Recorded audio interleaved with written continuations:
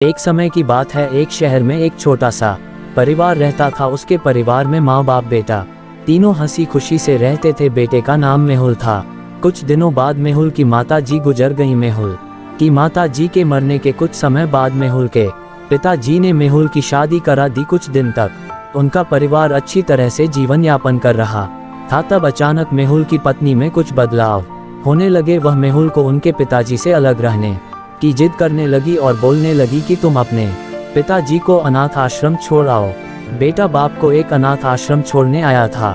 साथ में बाप के सारे कपड़े और कुछ जरूरी सामान का बैग भी लाया था। बेटे ने अनाथ आश्रम के मैनेजर से सारी जरूरी बातें कर ली और बाप को वहीं पर छोड़कर जाने लगा। बेटा अभी अनाथ आश्रम के बाहर निकला ही था कि उसका फोन बजा।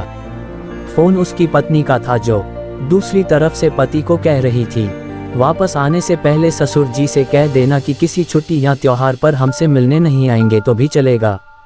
आप वहीं पर खुशी से रहिए और हमें भी यहाँ सुख से जीने दीजिए। फोन रखकर बेटा वापस अनाथ आश्रम में जाता है। बेटे की नज़र अपने बूढ़े पिता पर पड़ती है, जो अनाथ आश्रम के मैनेजर से हंस हंस कर बातें कर रहे थे और काफ़ी खुश भी लग रहे थे। बेटा सोच में पड़ जाता है कि उसका पिता अनाथ आश्रम के मैनेजर को कैसे जानता है।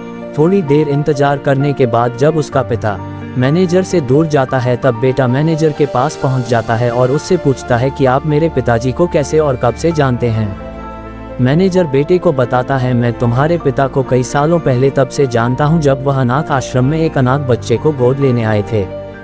दोस्तों, कुछ समझ में आया? अब आप ही बताइए, सच में अनाथ कौन था?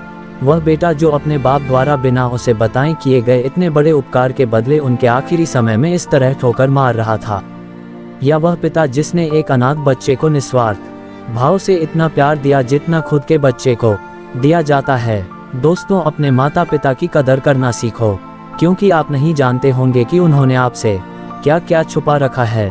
कितने बलिदान, कितने त्याग उन्होंने आपके लिए किए हैं, शायद आप जानते भी नहीं होंगे।